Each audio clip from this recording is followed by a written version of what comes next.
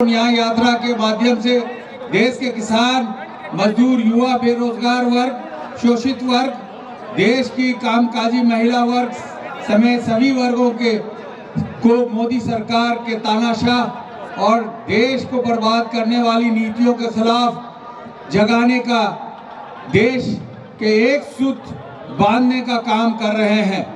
ये कोशिश देश के सिर्फ तानाशाही ताकतों से बचाने की नहीं है, बल्कि सदियों की संघर्ष और कुर्बानी से मिली आज़ादी और लोकतंत्र बचाने के लिए है।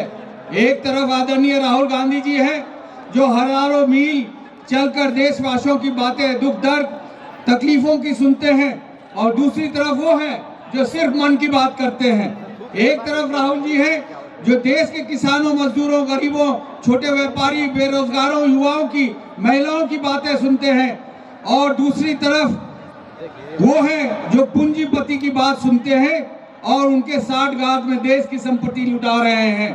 साथियों, आपने यूपीए सरकार के दौरान तत्कालीन प्रधानमंत्री डॉक्टर मनमोहन सिंह जी और यूपीए चेयरपर्सन श्रीमती सोनिया गांधी का स्वर्णिम कार्यकाल देखा।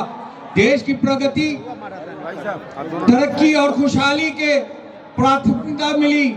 एकता और अखंडता और भाईचारा के साथ देश के अमन, चैन और शांति का माहौल दुनिया के लिए मिसाल बना। वही आज देश की क्या हालत है? फासिस्ट और तानाशाही ताकतों ने केंद्र की सत्ता में बैठ के सिर्फ देश का साथ ही नहीं धोखा किया, बल्कि देश की छवि अंतर्राष्ट्रीय स्तर पर खराब की। हम भारतवासी केंद्र सरकार के इस तमाम काली नीतियों का जोरदार विरोध करते हैं और लोकतंत्र के हिफाजत के लिए हम आदरणीय राहुल गांधी जी की इस संघर्ष और तपस्या के साथ जुड़ना अपना खुशकिस्मती समझते हैं। साथियों, आपको याद होगा कि यूपीए कार्यकाल के दौरान किशनगंज जिले को एएमयू की शाखा मिली। यूपीए चेयरपर्सन श्रीमती सोनिया गांधी ने उसका शिलान्यास किया। 136 करोड़ रुपए आवंटन की गई, लेकिन अब तक सिर्फ 10 करोड़ दिया गया। पिछले 4.5 सालों में कई मर्तबा हमने सदन में उठाया, लेकिन आज तक उस पर कोई कार्रवाई नहीं हुई, जिससे सीमांचल के लोग आज भी परेशान हैं। मोदी सरकार की भेदभाव नीतियां के कारण किशनगंज समेत बिहार के घोर नाइंसाफी का शिकार हो रहा है। हर साल यहाँ पे बाढ़ के स्थिति से लाखों लोग परेशान हैं, लेकिन मोदी जी उससे चिंता में नहीं है।